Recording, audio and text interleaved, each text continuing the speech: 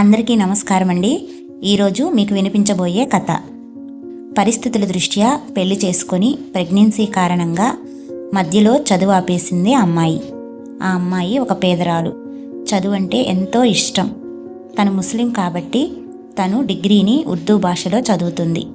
Second ఇయర్లో ఉన్నప్పుడు ఇంట్లో ఉన్న ఫైనాన్షియల్ ప్రాబ్లమ్స్ వలన పెళ్లి చేసుకోవాల్సి వచ్చింది.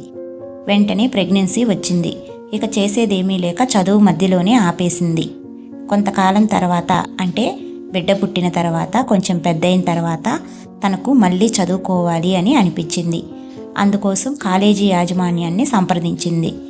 కానీ వారు ఇప్పటికే చాలా సంవత్సరాలు అయిందమ్మా, దానికి తోడు చాలా సబ్జెక్టులు కూడా బ్యాలెన్స్ ఉన్నాయి, కాబట్టి నిన్ను అదే తరగతిలో కంటిన్యూ చేసేలా జాయిన్ చేసుకోవడం కుదరదు అని చెప్పారు. దానితో ఆమె అక్కడి నుండి వెనుతిరిగింది. కానీ ఆమెకు చదువుకోవాలని ఆశ రోజురోజుకి ఎక్కువ కాసాగింది. అందువల్ల చదువుకు సంబంధించినటువంటి రూల్స్, రెగ్యులేషన్స్ వాటన్నిటిని గురించి తెలుసుకోవాలి అని నిర్ణయించుకొని అనేక రకాల వెబ్సైట్లన్నింటినీ సందర్శించింది. ఎక్కడా కూడా ఆమెకు మధ్యలో చదువు ఆపేసినటువంటి వాళ్ళు తిరిగి కంటిన్యూ చేయకూడదు అని లేదు.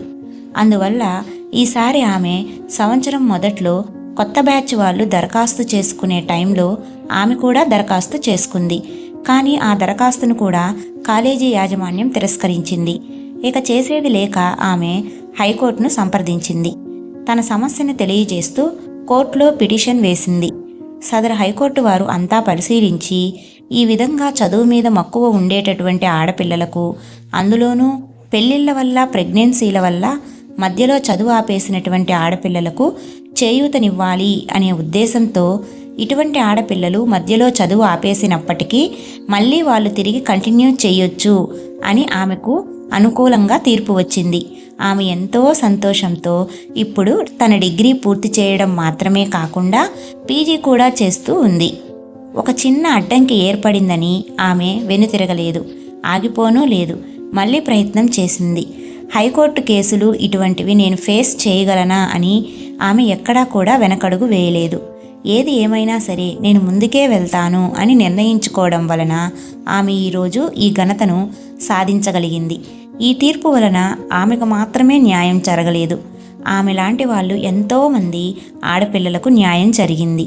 ఈ కథను నేను న్యూస్ పేపర్లో చదివాను. నాకు అర్థమైన రీతిలో మీకు తెలియజేశాను. మీకు నచ్చింది కదా ఫ్రెండ్స్?